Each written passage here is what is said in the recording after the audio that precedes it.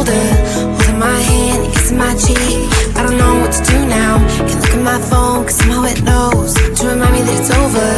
Oh, I finally blocked your Instagram stories, took down all your pics from the walls. I thought that I want somebody to hold me. It's not like me to not move on. 1 month in was horrible, and yeah, I couldn't sleep. Then 2, I finally did, but you invaded all my dreams. Then 3, I felt like dying, and then 4, I couldn't breathe. 5 months, you're still with me.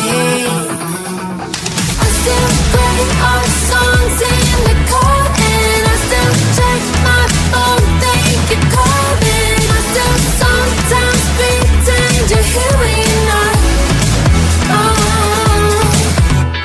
And I still wear your t-shirt to bed, and I still read the text you would send, and I still wish that you were here when you're not. I wish you're gone.